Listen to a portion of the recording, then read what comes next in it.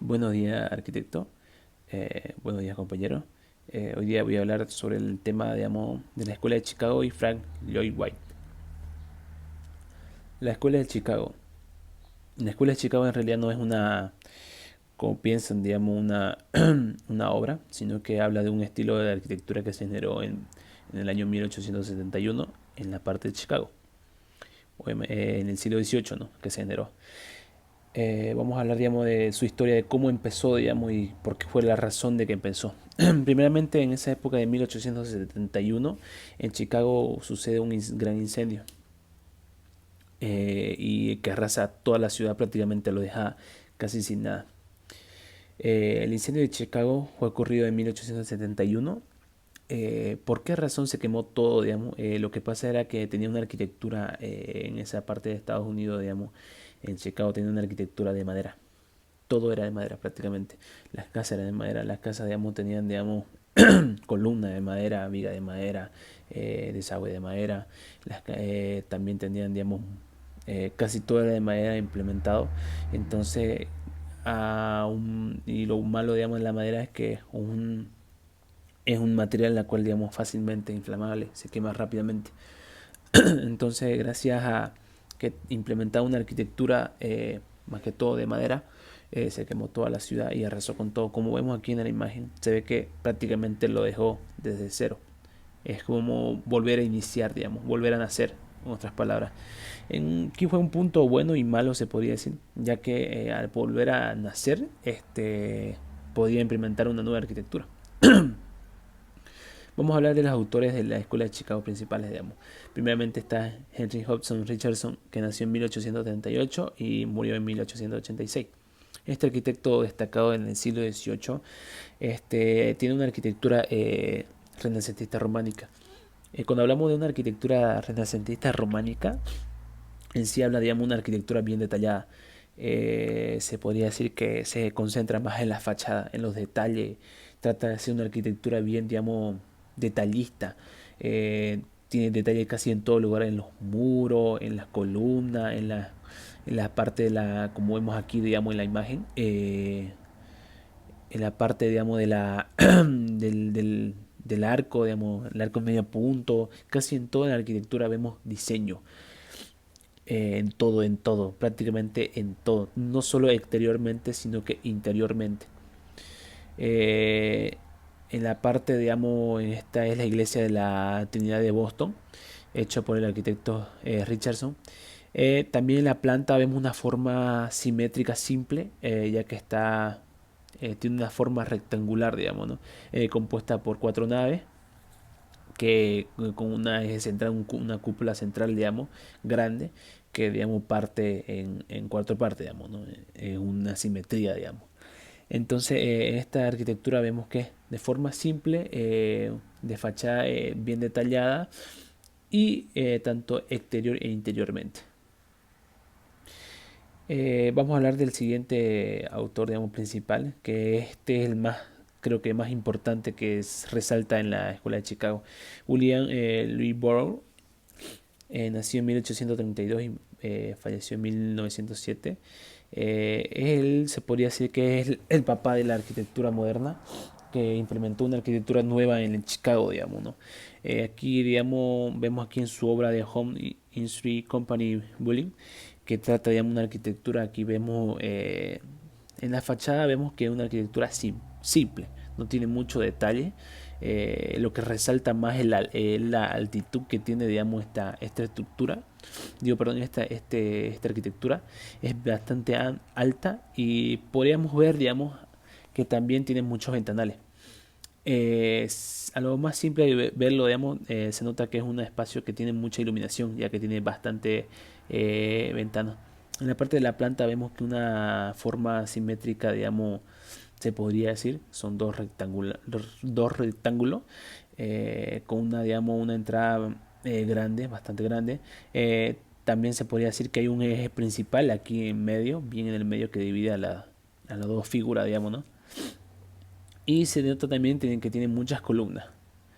Esta es segunda planta, en la segunda planta habla más, digamos, de una distribución, digamos, dentro del espacio. Eh, tanto como en primer nivel y en segundo nivel. En esta arquitectura aquí habla de una arquitectura, digamos, de rascacielos, que más adelante vamos a explicar más a profundidad, digamos, ¿no? Que se implementaron, que se destacaron, digamos. En sí, digamos, este arquitecto resaltó de una arquitectura moderna de rascacielos que innovó, digamos, no es el papá, digamos, de esta arquitectura, que él es el que lo creó, se podría decir. Una arquitectura con estructuras metálicas y espacios bien amplios. Siguiente vamos a hablar de Henry Sullivan. Louis Henry Sullivan, que nació en 1856 y falleció en 1924. Este arquitecto, digamos, trabajó al lado de William, que más que todo también innovó, digamos, esta arquitectura, pero más que todo se destacó más en el diseño de la arquitectura. Este arquitecto se destacó más que todo porque tenía principalmente una arquitectura orgánica. Nos decía que, digamos, la arquitectura orgánica, muchos pensamos que es una arquitectura que tiene curvatura, pero como vemos aquí, digamos, no tiene, digamos, tanta curvatura que, digamos, mayormente son líneas rectas.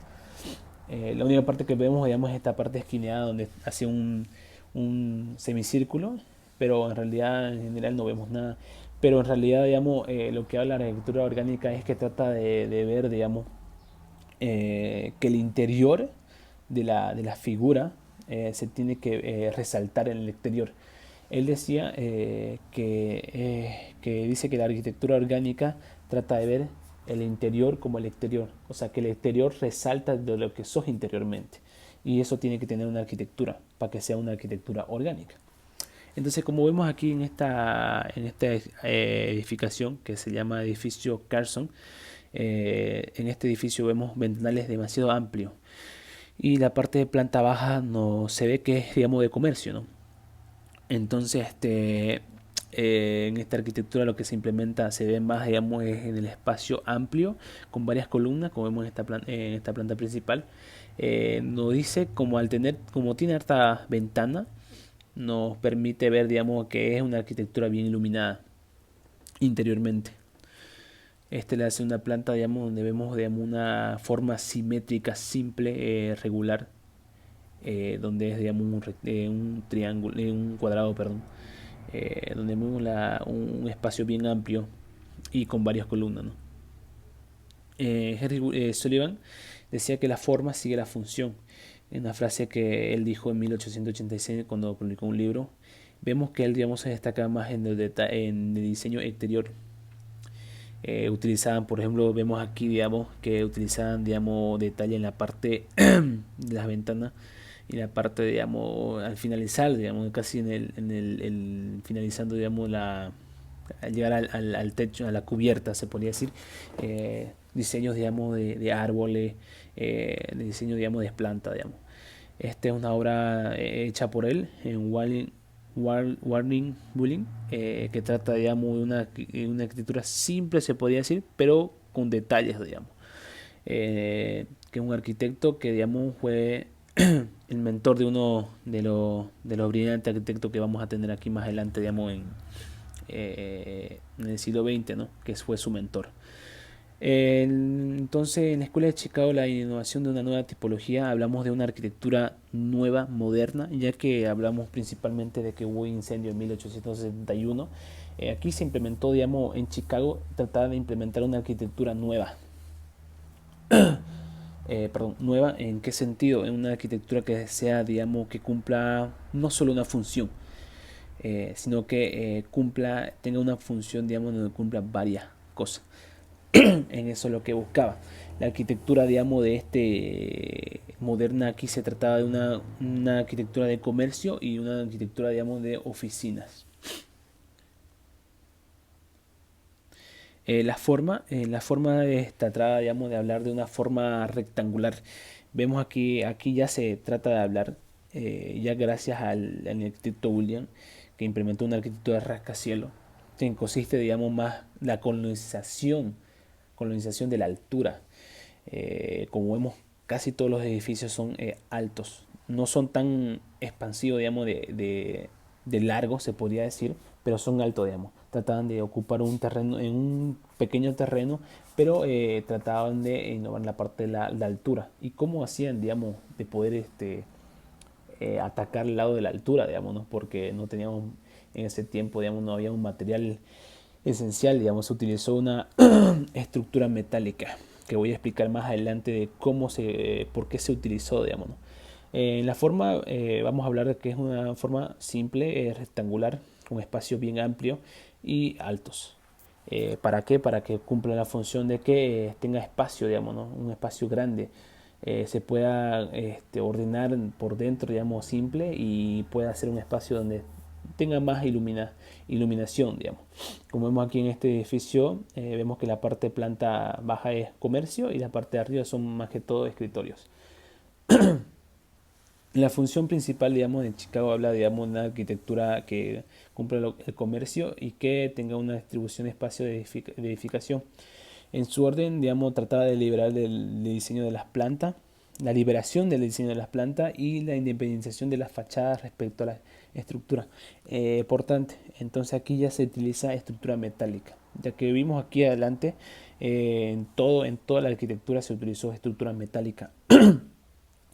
¿Por qué se utilizó, digamos, la arquitectura metálica? Les digo, la estructura metálica, ya que en esa época, digamos, recién se estaba implementando, hubo la revolución industrial y ya entendieron más, digamos, qué era cómo trabajaba el metal, digamos, cuando se ponía una carga. El metal es bueno a la compresión, pero frágil la parte del fuego, digamos. Tiene tendencia un poco a doblarse. Entonces, no solo utilizaban estructura metálica, sino cubierta también de hormigón, ya que el hormigón tiene resistencia al fuego. Lo que no tiene resistencia es el cambio brusco, digamos, de temperatura. Por ejemplo, pues, si usted, digamos, al muro, digamos, de hormigón, o digo, de un muro, digamos, de piedra, usted lo calienta y de repente le echa agua fría, tiene tendencia a quebrarse. A la diferencia de la piedra, digamos, como tenía la arquitectura románica, antigua se podría decir, primitiva se podría decir, utilizaron el metal, y al utilizar el metal se dieron cuenta que es buena la compresión y podían, digamos, utilizar columnas bien largas sin preocuparse, digamos, de que se pueda doblar, porque era bien resistente a la compresión. Entonces, entonces gracias a eso pudieron hacer espacios más grandes. Porque, ¿por qué? Digamos, podían utilizar vigas más largas sin temor a que se quiebre, digamos, porque podía resistir más carga. Entonces, ahí liberaron el espacio más amplio y también se liberaron la parte de la estructura, digamos, que sea una estructura que resista. Y también, perdón, también gracias a la que el espacio se hizo más grande, también podían utilizar ventanales más grandes, ya que la estructura metálica nos permite, digamos, hacer muros más largos. Entonces podíamos hacer aperturas más grandes sin temor que afecte la estructura, digamos, importante, no como la piedra. Aquí vamos en la parte de tecnología, vamos a hablar de la estructura metálica. Gracias a la revolución industrial, digamos, se utilizó, digamos, se implementó la estructura metálica. Se podría decir que aquí se utilizó, digamos, en vez de encastrado, digamos, sería más que todo yuxtapuesto, digamos, ¿no? Pegado, se podría decir, de uno contra otro. Se podría hacer viga más alargada, ya que tiene mucha resistencia a la compresión. Se utilizaron vigas metálicas, casi todo era metal, todo era metal. Toda la estructura portante era metal cubierto por hormigón. También la implementación de la ventana. Ya que teníamos una arquitectura alargada y bien amplia, necesitamos un espacio bien iluminado. Y gracias a la revolución industrial y se puede utilizar digamos, estructura metálica, podíamos hacer ventanales más grandes. Entonces la ventana cumplió una función, digamos, no solo de darle una fachada, digamos, de diseño bonito, se podría decir. También cumplía la función de que entre una iluminación eh, bastante notoria, digamos, en la arquitectura, dentro de la arquitectura de función, digamos, ¿no? Ya no tendríamos lugares oscuros, sino que bien iluminados, donde se puede ver todo. Y también por último implementaron lo que es los ascensores, ya que al tener una edificación bien larga, alta, tendríamos que tener más niveles, digamos, de planta. Y al tener más niveles de planta ya no podía implementar la escalera. ¿Por qué? Porque la escalera, digamos, la persona tiene que trasladarse de un lugar a otro. Pero la escalera, digamos, cumplía una función, digamos, perfecta, pero lo malo era que teníamos tendencia a cansarnos más rápido. Por ejemplo, estamos, digamos, mayormente la planta inferior era, digamos, era comercio, y la parte de arriba, digamos, a partir del segundo nivel hacia arriba, era oficina, digamos. Imaginémonos, digamos, que una persona viene a trabajar y notó que la última oficina, digamos, el último piso, teníamos que subir por la escalera, entonces era muy agotador. Y más que todo se implementó el ascensor más para que cumpla, digamos, las funciones de trasladar la persona de un lugar a otro más fácilmente, sin un esfuerzo, digamos. Las obras destacadas son Later Breeding y Montague Black. Son dos edificaciones que, digamos, se destacaron, digamos, en su época, ¿no? Como vemos, en realidad, en general de toda, digamos, la arquitectura de Chicago, digamos, del siglo XVIII, que se implementó una nueva arquitectura de rascacielos, hablamos, digamos, de una arquitectura, casi todas son iguales, alargadas, altas, con ventanales grandes, con espacios grandes, con la parte de la planta, digamos, de comercio, y la parte de arriba, digamos, sería escritorio, digamos. En sí, digamos, esos son los, digamos, su principal de esta arquitectura. Una arquitectura múltiple que cumpla, digamos, una función de planta grande y bien iluminada. Frank Lloyd Wright. Un arquitecto que vamos a hablar su biografía de él primeramente. Es un arquitecto que nació en el siglo, casi a fines del siglo XVIII, y se destacó más que todo en el siglo XX. Se podría decir que es un arquitecto, digamos, principalmente que busca la arquitectura orgánica, ya que su mentor, digamos, principal de él era el arquitecto Louis Henry Sullivan, que, digamos, fue su mentor, digamos, ¿no? En su arquitectura él trata, digamos, de una arquitectura orgánica que consiste que se vea, como dice William, Sullivan, trata de una arquitectura que se vea tanto el interior, que el interior se refleje en la fachada. En una de sus obras más caracterizadas, digamos, era el Piers House, que se habla de las casas de las paredes, la paredes, las paredes, perdón, que consiste, digamos, aquí consiste en una arquitectura principalmente orgánica, pero como vemos, digamos, en esta casa de William, que es una arquitectura orgánica obviamente, pero tiene ventanales bien amplios. Él, digamos, lo que trabajaba en sí, digamos, digamos, galerías más grandes, más espaciosas, digamos, no, y también no solo buscaba, digamos, espacios grandes en la galería, sino que también, o sea, obviamente buscaba la liberación de los espacios, y también trataba, digamos, de tener una arquitectura bien iluminada, tanto por dentro y por fuera, y que esté integrada más que todo al exterior, digamos. Y también habla, digamos, de una arquitectura bien detallada por dentro y por fuera. Bueno, más que todo interiormente, digamos. Como vemos aquí en la planta, digamos, es una planta bien amplia, una galería bien amplia, donde tenemos, digamos, ventanales grandes, donde se refleja el interior hacia el exterior. Y está, digamos, dentro, digamos, como está incluido con la naturaleza, digamos. Aquí vamos a ver más que todo cómo es el interior digamos, de la arquitectura de Firehouse, los interiores.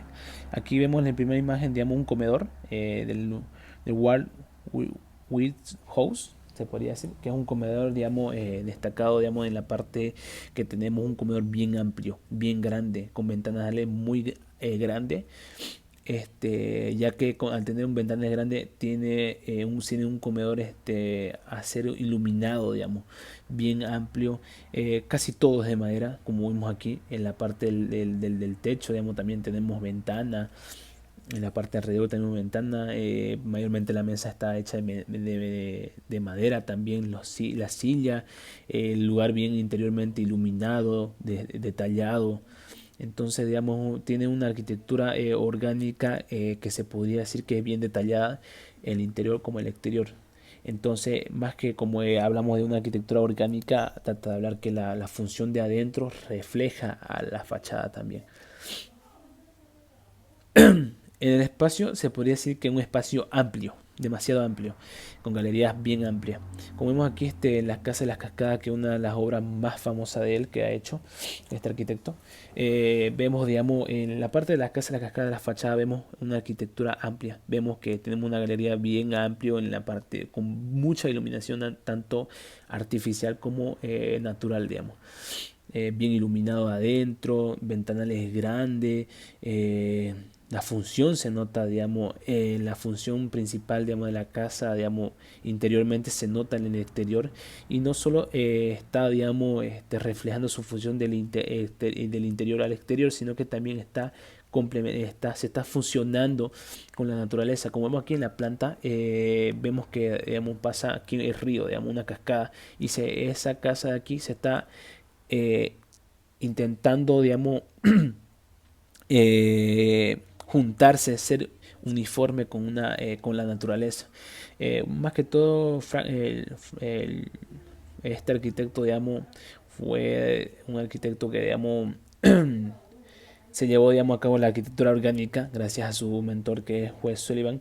Pero no solo se quedó, digamos, como en la parte de hacer edificaciones, digamos, de rascacielos, sino que eh, se interesó en otras cosas más, digamos, en hacer casa más grande, más amplia. Aparte que no solo, digamos, que la función del interior de la casa refleje en la fachada, sino que también se integra a la naturaleza. Entonces aquí vemos, digamos, un espacio amplio, y no solo amplio, sino que también un espacio que se integra con la naturaleza. Eso es lo principal que se puede dar aquí, digamos, de esta obra de la Casa de las Cascadas. En la forma se podría decir que es una forma bien amplia, bien amplia, bien espaciosa, como vemos aquí en esta casa de aquí, en Colin House. Vemos una casa, digamos, integrada no solo, digamos, en los jardines, en la parte de los jardines es bien detallado porque tiene más árboles, más naturaleza. Entonces el interior, como vemos aquí, digamos, del interior de la casa, vemos, digamos, vigas de madera, el techo, digamos, detallado mayormente todo de madera, un lugar bien amplio, cómodo, bien diseñado en la parte, digamos, tiene interior bien cargoso, se podría decir, ¿no? Porque tiene muchos detalles. Entonces no solo el interior refleja el exterior, tanto como el interior está detallado con una arquitectura orgánica, el exterior también refleja esa función de adentro, digamos. Ese es su gran fuerte de él, digamos, ¿no? Que es lo que es la arquitectura orgánica, reflejarlo de adentro hacia afuera. En la función, digamos, consiste, digamos, un espacio que va integrado, digamos, con la naturaleza. Como vemos aquí en esta casa de aquí, vemos que el árbol está dentro de la arquitectura. No es como que el árbol lo está utilizando como, obviamente lo está utilizando como algo de diseño, pero no lo está, digamos, excluyendo, sino que lo está integrando a la arquitectura, tratando de hacer una arquitectura, digamos, uniforme, más unida con la naturaleza, ya que él lo que buscaba es una arquitectura orgánica, y no solo que, digamos, la función de adentro refleje el exterior, sino que también se acople con eso. Entonces prácticamente está acoplando la naturaleza con la arquitectura.